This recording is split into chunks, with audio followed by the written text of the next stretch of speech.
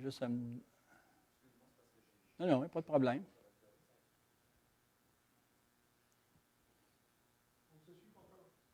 On ne peut pas être pire que les fédéraux. Vous avez vu le gouvernement fédéral? C'est incroyable. Là.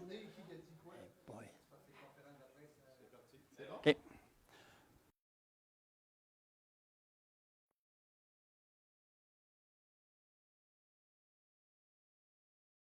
Chagnon. Ensuite, on a l'approbation du procès-verbal du 6 avril 2020. M. Danny Beauvillier. Ensuite, on a un procès-verbal de correction. On n'a pas besoin de proposeur, M. Jean-Robert. Notre prochain coup, ça va être vous. 2.3, autorisation signature, achat de l'immeuble 100, rue Saint-Jacques-Ouest, donc l'ancienne Banque nationale. Donc, c'est M. Jean-Robert Tremblay. Ensuite, le 2.4, on a la prime d'assurance. Celui-là, on va le remettre donc, pour la piste BMX et skatepark. Ça va être remis au mois de juin. 2.5, main levée sur 2 lots du développement du golfe La Fontaine. Donc, M. Serge Bizier. On va aller en trésorerie. On a la ratification des chèques et des dépôts salaires. Mme Martine Lampron. Et dans le 3.2, on a l'approbation des comptes. M. Claude Côté. Ensuite, en 3.3, on a la ratification de l'ordre de service d'ACO, logiciel transfert payable aux fournisseurs. C'est beau, donc, M. Laurier-Chagnon. Ensuite, on avait le 3.4, l'adhésion au service de Desjardins relativement au logiciel transfert. M. Danny Beauvillier. Dans le 3.5, on avait des transferts budgétaires. Donc, vous avez reçu la liste, là? Oui, on en avait 4 ou 5 pages. Là. 7 pages. Oui, c'est ce qu'on a étudié tout à l'heure. Donc, M. Jean-Robert Tremblay. Le 3.6, on va le passer. Le 3.7, modification à la tarification des camps de jour. Bon, les camps de jour vont avoir lieu cet été, mais il y a certaines choses qui sont encore inconnues. Donc, habituellement, nous avons un tarif de 125 temps plein, 95 à temps partiel pour les semaines de camp de jour et un tarif de 60 pour les sorties. Étant donné que nous n'aurons pas de sortie cette année, il faudrait enlever le tarif de 60 pour l'été. Donc, le tarif ne serait pas appliqué de 60 pour les sorties. À partir du mois de mai, les gens qui s'inscrivent à cette date auront une augmentation de 50 sur le frais d'inscription, mais suite à la présente situation, et qu'aucune inscription qui n'a encore été faite. Donc, le délai d'inscription s'est porté jusqu'au 12 juin. Après la date du 12 juin, l'augmentation de 50 serait en vigueur. Il se peut que les camps de jour ne soient pas d'une durée de 7 semaines, le chiffre 7. Si c'est le cas, il y aurait un prorata du nombre de semaines par rapport au tarif qui est normalement fixé. Il y aurait 2 versements, une à l'inscription et l'autre le 20 juin. Et puis, pour les semaines supplémentaires de service de garde, là, il y aurait un montant de 50 pour la semaine du 10 au 14 août et de 40 pour la semaine du 17 au 20 août. Donc, si vous êtes d'accord avec ça, on prendrait une proposition. Donc, Mme Martine Lampron. On va aller en voirie urbaine et rurale. Réparation de la clôture de la piste cyclable près du parc multisport. Ouais, juste 4.1, c'est remis en juin aussi. Hein?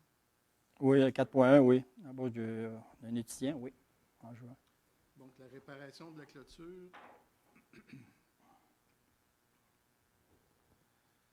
C'est suite au grand vent qui a eu lieu en novembre-octobre dernier.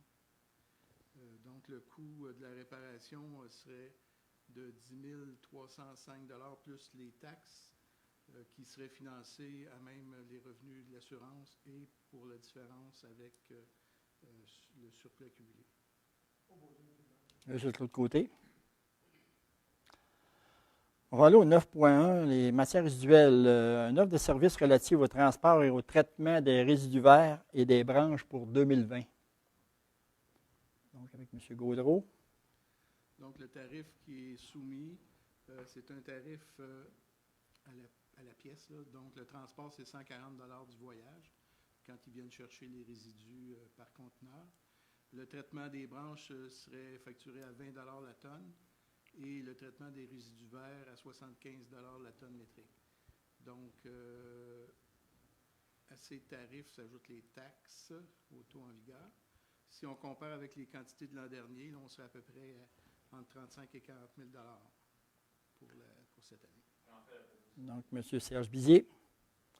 Santé et bien-être, l'adhésion à l'organisme Appui Centre du Québec. Ça, c'est le point 10.1. OK. Mme Martine Lavron. Aménagement, urbanisme et développement économique. On a une demande de dérogation mineure pour M. Pierre Poirier.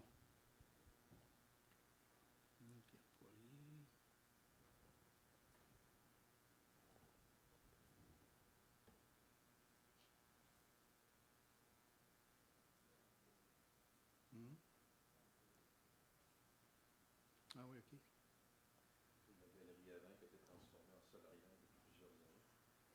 Oui, et le propriétaire demande de transformer cette partie en agrandissement du bâtiment principal. Il y a un léger empiètement dans la marge avant qui a été causé. Donc, le comité d'urbanisme a étudié la chose et recommande au conseil d'accepter que pour la propriété du 10 avenue de l'Étang, la demande de dérogation mineure présentée par M. Pierre Poirier afin de permettre de transformer le solarium en agrandissement du bâtiment principal avec une marge avant de 3,17 mètres au lieu de 5 mètres, ce qui représente une dérogation de 1,83 mètres pour la marge avant par rapport à la réglementation en vigueur. Donc, j'ai M. Danny Bouvillier. Et on a l'adoption du projet PRU 1-2002. C'est un projet dont il va y avoir un avis public dans le journal là, qui va expliquer les tenants et aboutissants de cette. Donc, c'est le premier projet seulement. OK. Donc, M. Jean-Robert Tremblay.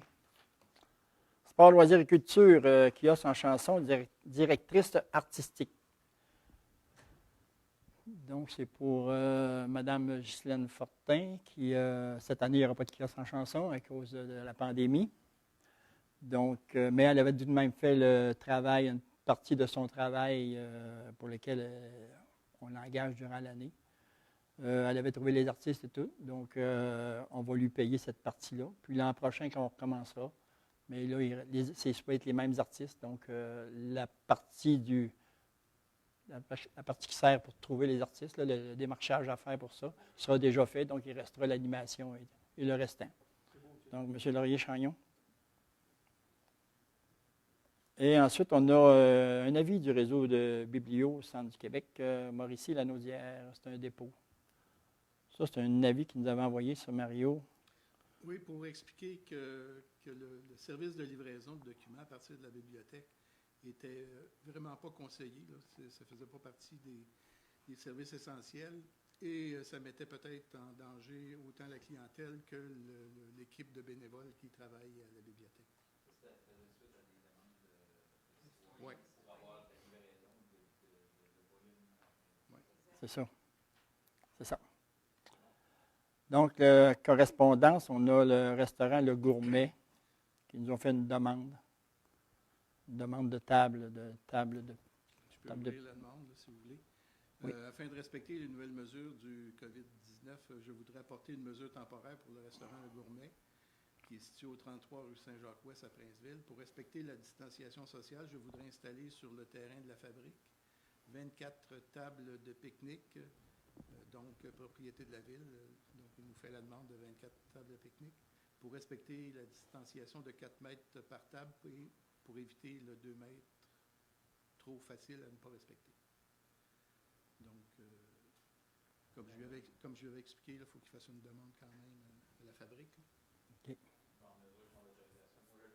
Serge, pour les tables.